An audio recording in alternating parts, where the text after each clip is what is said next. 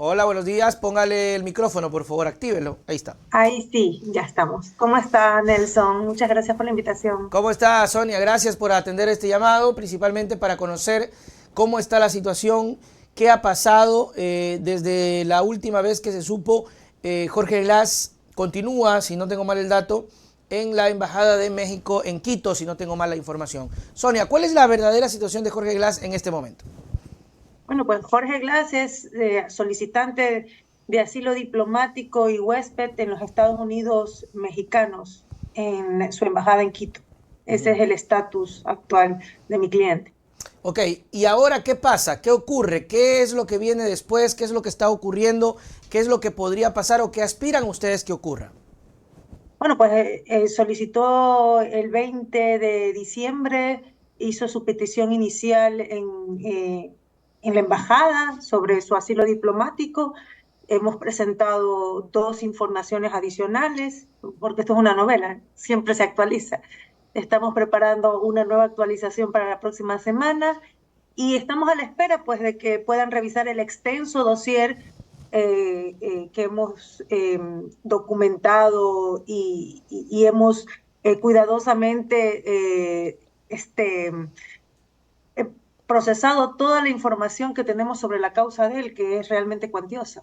Claro, y con lo que acaba de ocurrir con Fiscalía en torno a la reconstrucción de Manabí, ustedes temen que obviamente Glass termine nuevamente en la cárcel. ¿No? Ya tiene una orden de prisión Claro. preventiva, tiene la orden de difusión roja, estamos trabajando también en un pedido a la Interpol, que como en los demás casos siempre lo niegan a todos los pedidos que hace el Estado ecuatoriano a Interpol sobre las personas de la Revolución Ciudadana, pues siempre ha negado estos pedidos. Confiamos que en este caso también sea igual. Y simplemente seguir luchando, porque la batalla es dura y estamos cuesta arriba. ¿Y por parte de México han tenido alguna respuesta? O sea, nos hemos reunido con el personal diplomático, tenemos muy buena relación, tenemos un canal abierto con ellos nos han pedido información, nosotros actualizamos, hemos contestado algunas dudas, inquietudes y tenemos un canal muy bueno de comunicación con quienes están revisando el dossier. Entonces, ¿de quién depende que pueda acogerse o salir de la embajada Glass para México? Bueno, nosotros solicitamos el asilo diplomático conforme a la Convención de Caracas. Establece básicamente, hay dos pasos, ¿no?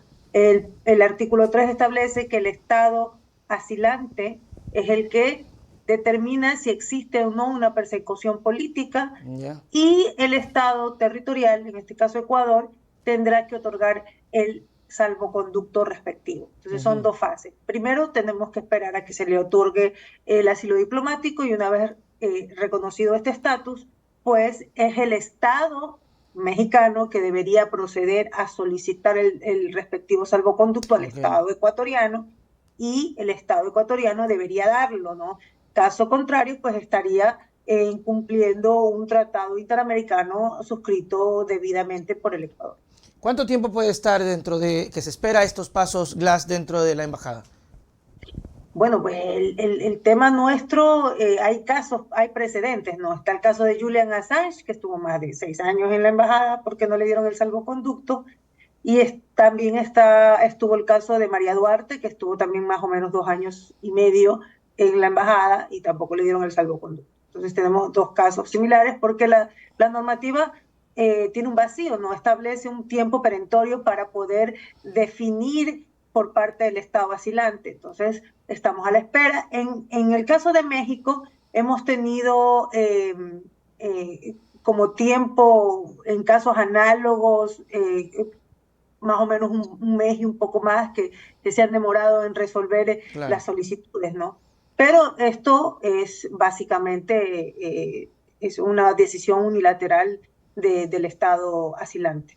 ¿Ustedes tienen alguna expectativa positiva de que se pueda dar realmente el salvoconducto? Bueno, primero el tema de México y luego el salvoconducto, o de plano están un poquito pesimistas de que se dé. Estamos, yo realmente estoy confiada de que el dossier es un reflejo transparente y fehaciente de la violación sistemática y reiterada de los derechos humanos de mi cliente.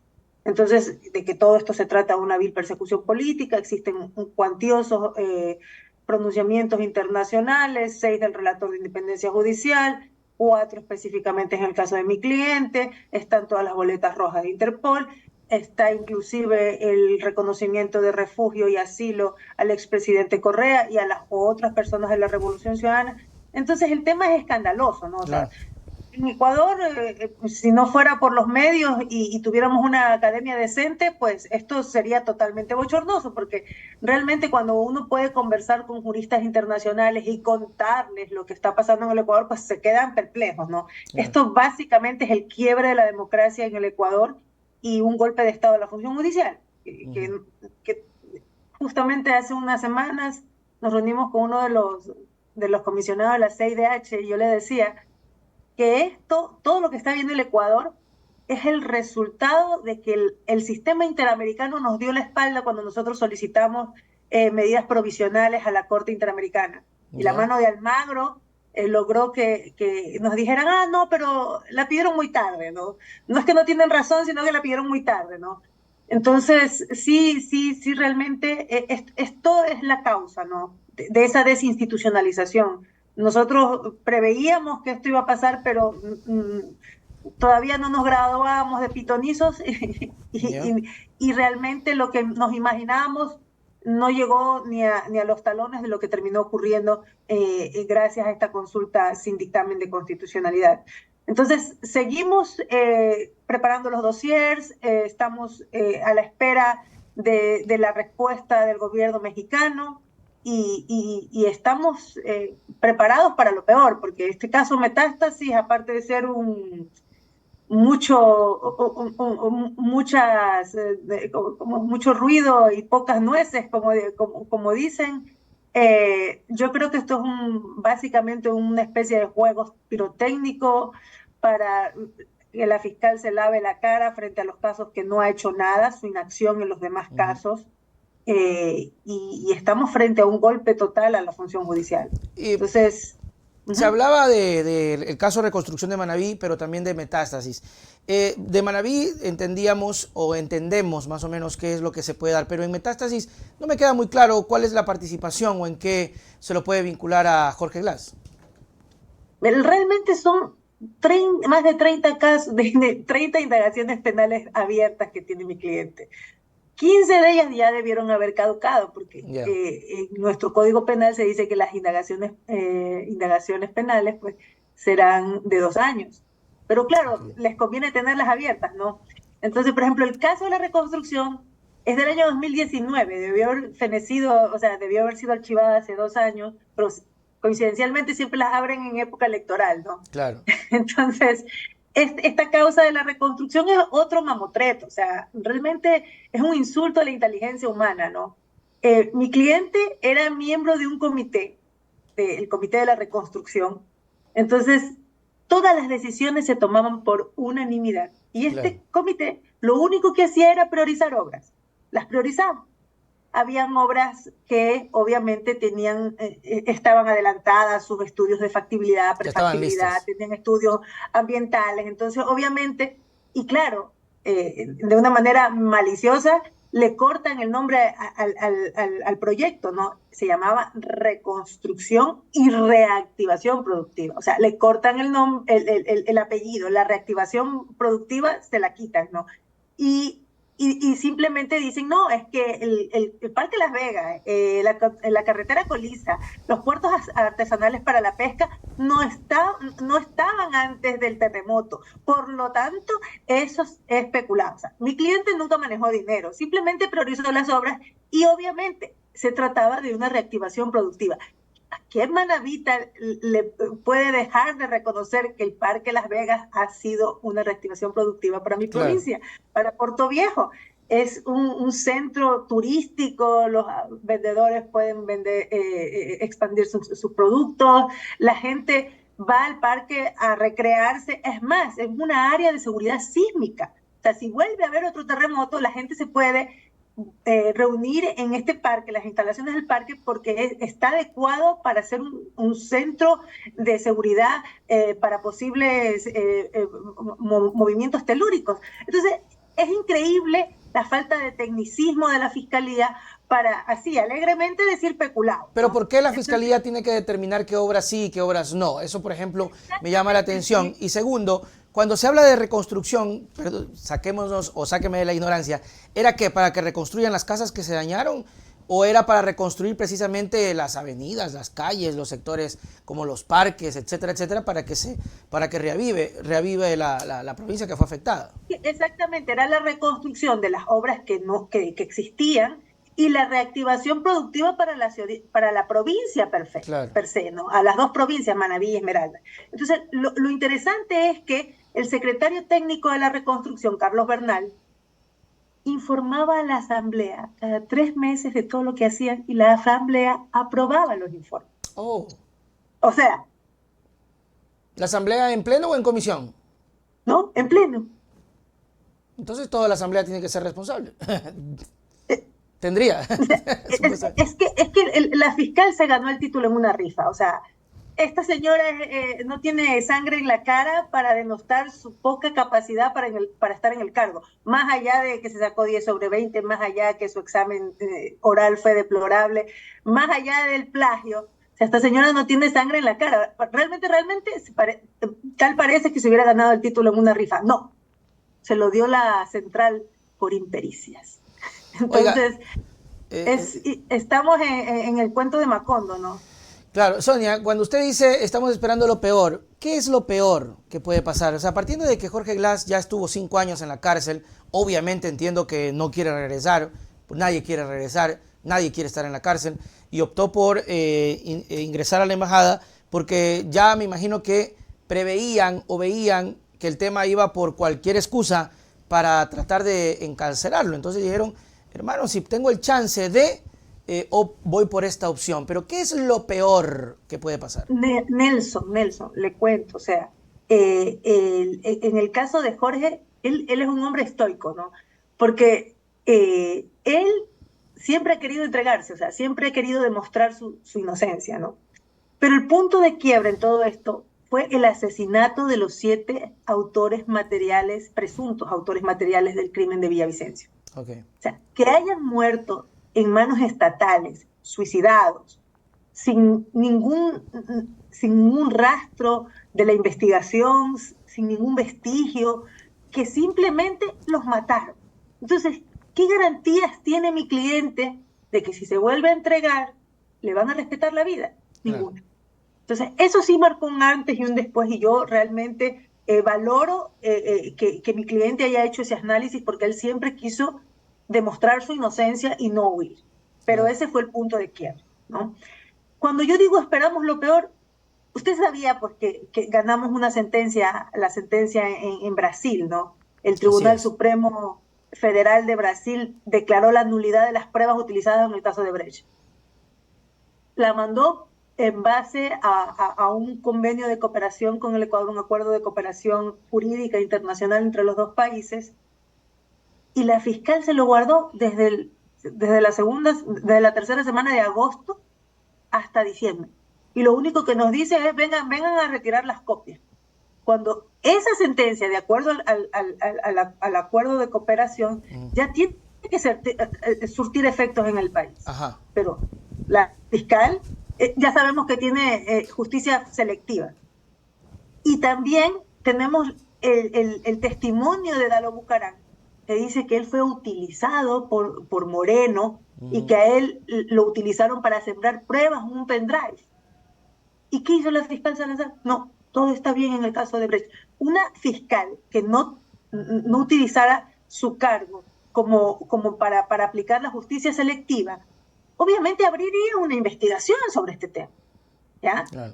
Y cuando yo digo lo peor, porque, o sea, como le contaba, son más de 30 indagaciones penales abiertas, tiene un caso de asesinato. En el 2006 un muchacho se Ah, suicidó. sí.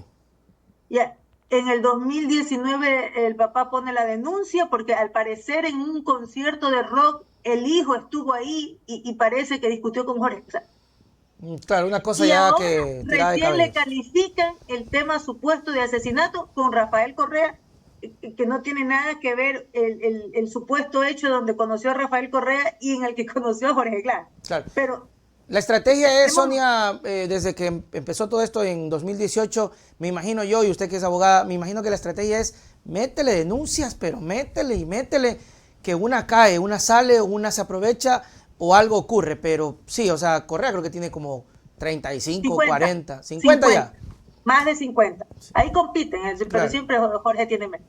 Esa es por eso es el lawfare, ¿no? Este término que Así es. acuñado Pero internacionalmente. también tiene el caso de intimidación de Soledad Padilla, que luego mi cliente lo denunció por extorsión, Eso que está lo quieren guardado, ¿eh? vincular a un tema de peculado con la prefectura, y también lo quieren vincular porque dice que encontraron una computadora que la quieren vincular al caso Metástasis. Entonces, esto realmente es bochornoso, ¿no? La falta de capacidad de la fiscalía, ¿no? ¿Cómo se Entonces, libra, Sonia? Perdón que sea un poquito insidioso. ¿Cómo se libra de estas cosas una persona, en este caso Glass en específico, que está continuamente asediado por estos juicios? ¿Cómo se libraría? O sea, la única salida real sería tener el asilo y percibir su vida definitivamente fuera del Ecuador, porque esto no terminaría nunca, o en algún punto de la historia ustedes como abogados podrían determinar, a ver, ok, esto podría tomar otro rumbo si logramos hacer esto para que algún día Glass regrese al país, por ejemplo. miren, obviamente para su vida personal, para recuperar su tranquilidad y evitar que lo asesinen o que vuelva a estar privado de su libertad, obviamente la salida más próxima es que se le reconozca Claro, estar su fuera. estatus de asilado diplomático y posteriormente su refugio cuando llegue a México. Pero a nivel jurídico, lo importante es ganar los juicios a nivel internacional como lo estamos Ok, haciendo, y van a venir más sentencias a nivel internacional porque esto es vísteme despacio que voy deprisa, más o menos, ¿no? ok. Entonces, a nivel internacional tenemos una estrategia muy fuerte y poco a poco estamos viendo los resultados, ¿no? Los pronunciamientos, hay procesos que son un poco largos, tenemos los dos procesos agotadas las vías nacional, Odebrecht y sobornos en la CIDH. Entonces van a empezar a venir las sentencias, ¿no? Y qué es lo importante, ¿no? Denunciar, no quedarnos callados, documentar, porque sí, hay mucha gente que, inclusive los medios de comunicación, Nelson, tenía una agenda de medios cuantiosa, pero cuando yo expreso mi posición con respecto de la fiscalía, pues ya me cancelan las entrevistas, ¿no? Entonces, es increíble, ¿no? Entonces, volviendo a la pregunta, nosotros tenemos una estrategia jurídica internacional muy fuerte, pero es muy importante que se puedan ejecutar esas sentencias y esos pronunciamientos en el Ecuador. Claro, si no, Entonces, ¿de qué sirve? por eso el caso Metástasis, o sea, no solamente era para lavarle la cara a la fiscal por todas las cosas que no ha hecho y dejarla caer como la superheroína, pero también está el tomarse el concurso de los jueces nacionales. Si Mm, nosotros interponemos casos de revisión, ¿quiénes tenían que revisarlo? Estos nuevos jueces que no iban a ser los herederos del Trujillato. claro. Entonces, por eso era la caja de Pandora, la piedra filosofal, el cargo de Wilman Terán, ¿no? Más allá de que si me Claro. cae bien o me cae mal o lo que sea, ¿no? Pero el verdadero objetivo era tomarse la justicia. Entonces, estamos frente a un verdadero golpe de la función judicial. Y hay que denunciarlo, Nelson. Aprovechando 2 minutos de cortesía, la relatora de independencia judicial Ujú. de magistrados y abogados de Naciones Unidas está está elaborando un informe global sobre las condiciones de independencia judicial a nivel global. Entonces, ¿qué quiere esta señora? Que todos los abogados, juristas, organizaciones, funcionarios judiciales, fiscales, todos en libre ejercicio, académicos, organizaciones, hagan un informe de cuáles son las condiciones de la independencia judicial de los países. En este Interesante. caso específico, del Ecuador. Entonces sabemos que esta mujer es Cruella de Vil, la reina de corazones, que le corten la cabeza del país, que todo el mundo le teme miedo porque en cualquier momento puede hacer algo en nuestra contra, pero esta forma de denunciar lo que está pasando en el Ecuador, pidiendo la reserva por obvias razones, porque puede haber una represalia en contra de las personas que hagan el informe, mandar a la relatoría. Entonces es muy importante denunciar, porque si esto no se visibiliza, no existe. Entonces es muy importante que los abogados, miren lo que pasó ahora, asesinaron a un fiscal, Sí. el que estaba a cargo de la investigación de este hecho tan lamentable en TC Televisión. Y tenía Lo casos de dejaron sin metástasis también. gol. Exactamente, estaba en el caso de metástasis. Y lo asesinan. Y la fiscal suelta de huesos manda a abrir una investigación al Pepe Serrano. O sea, Sí. en lugar, es que vivimos en Macondo, ¿no? Entonces sí es muy importante. Yo sé que existe un temor y que la gente no quiere denunciar por las represalias, pero esta es la oportunidad que tenemos todos los abogados ecuatorianos, funcionarios judiciales, de informar y de probar todo lo que está pasando en el Ecuador. Claro. Solamente alzando nuestra voz va a acabar esta dictadura judicial en la que vivimos. Que además no le hace nada bien al país, ¿no? Porque imagínese, Sonia, la ironía de todas estas cosas. A Glass, bueno, dentro de los procesos como Odebrecht, que el tiempo ya ha traspasado, que además me gustaría que me diga por qué le negaron el tema de la prelibertad. Pasa que en Reconstrucción de Manabí, irónicamente, le quieren seguir un proceso, no porque, o sea, de lo que entiendo, y a Morocho, porque se hicieron obras, pero no las que ellos querían, primero. Así es. Y segundo, vemos un gobierno como el de Moreno y de Lazo, que terminan no haciendo nada, y con vínculos, claro, y con vínculos escandalosos con el narco, y no pasa nada. Y no pasa nada. Eso es una clara señal, Sonia. No, y obviamente, pues, ¿cuál es el mensaje que están dando a los servidores públicos? No hagas nada, porque si no, te mandan Claro, esa preso. es otra. Lo reconoció Entonces, Ordóñez. o sea, ningún funcionario va a querer hacer absolutamente nada porque se va a ir preso. Borrero. Y es terrible, ¿no?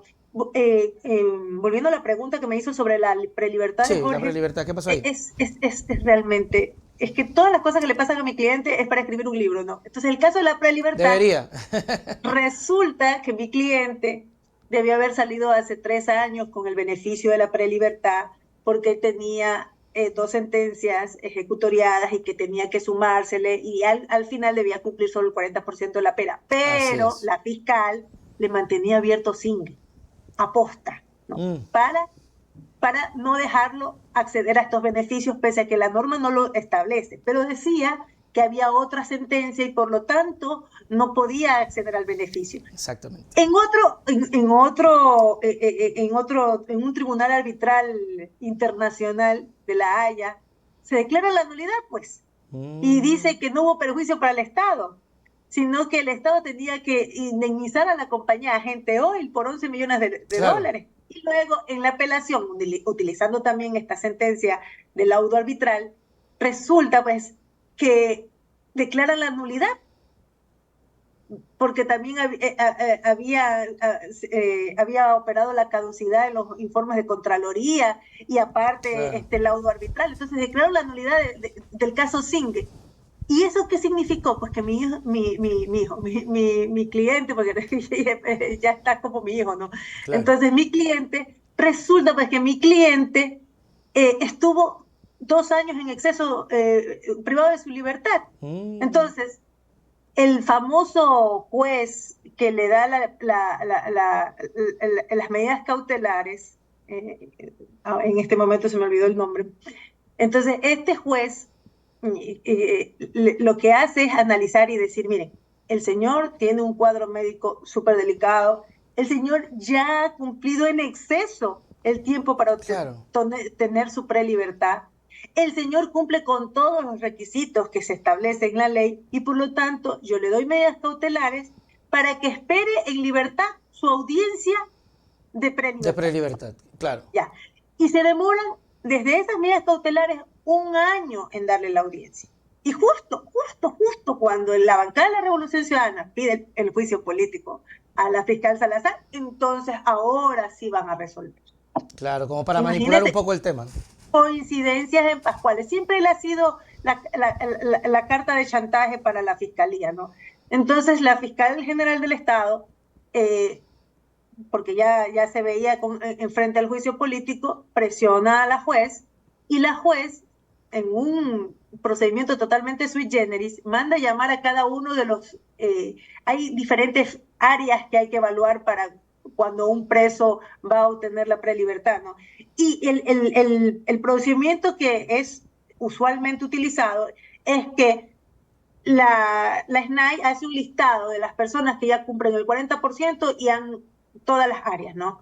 Y manda el listado de las personas que se vayan con preso en libertad a su casa, porque imagínense, hay hasta hacinamiento. Claro que sí. Entonces, ¿qué pasa? Jorge Glass nunca lo toman en cuenta en esos listados y él lo solicita. Entonces, cuando la señora jueza le da la gana de llamarle a su audiencia de prelibertad, convoca todos los ejes de las áreas que tenían que evaluar a mi cliente. Entonces resulta que mi cliente no hacía deporte en el patio con los demás presos. Entonces tuvo una mala calificación, se sacó 2.8. Rasquiña y Junior se sacaron 8/50 y 6/50 y tuvieron mejores notas que mi cliente. Y mi cliente tuvo 2 maestrías, matriculado en un posgrado, en un doctorado, perdón. Y resulta que la CENACYT tiene registrados sus maestrías, pero la SNAI no. Pero eso, la CENACYT es el máximo. También le pusieron malas notas porque él no, o sea, no había tenido una labor, no había registrado los estudios universitarios de mi cliente. Luego, también, todo el mundo sabe que la CIDH creó una comisión médica que se evalúa diferentes áreas de mi cliente y que había un equipo inclusive psicológico que evaluaba esta área, ¿no? Resulta que tampoco había tenido visitas psicológicas y tampoco le registraron ese ítem, y le bajaron los puntos. Ese proceso de evaluación, también le quitaron ese puntaje, cuando todo está registrado. Inclusive la CIDH conformó un equipo técnico de médicos para evaluar la situación de mi cliente. Es evidente, o sea, el hecho de que me diga Sonia que Rasquiña tuvo mejor calificación y le dieron la prelibertad y ya vimos qué pasó después, es evidente que definitivamente cuando se trata de Glass siempre hay algo especial que se puede buscar para impedir ciertos derechos que bien se lo pudo haber ganado, que ya el tiempo le ha dado y que hoy pues es un síntoma de persecución brutal, pero que al final no les termina de dar resultados. Claro, hacerle daño a la persona sí, le está dando resultados a la fiscalía, pero si es por golpear al grupo político, que a veces creo que también se busca eso, no termina siendo tan efectivo. Sonia, gracias por tu tiempo, de verdad, tus palabras para despedirnos, ¿alguna cosa extra? No, nada más. Y bueno, pues con respecto a la computadora que supuestamente encontraron un porque están haciendo una novela de eso, que van a encontrar cosas espectaculares, ya dijo Ecoavisa. Recordemos que el abogado Ospina, que fue parte de la defensa de esta señora Padilla y de Ferdinand Álvarez, él lo dijo, que esa computadora ella la había sustraído y que él había sacado una copia de seguridad. Y adivinen quién tiene la copia de seguridad, la defensa técnica de Jorge Glass.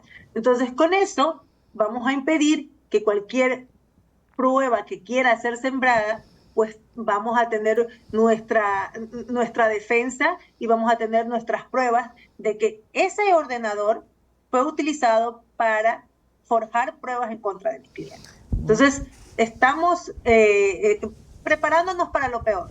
Claro, no, es una pena, ¿no? Como este tipo de cosas realmente ocurren, se ensañan y luego acá el país realmente desangrado. Incluso la propia fiscal parece que le tocó un poco porque era, creo que, amigo o del fiscal que murió, porque cuando han muerto muchos fiscales y nunca hemos visto a la señora fiscal en esa postura.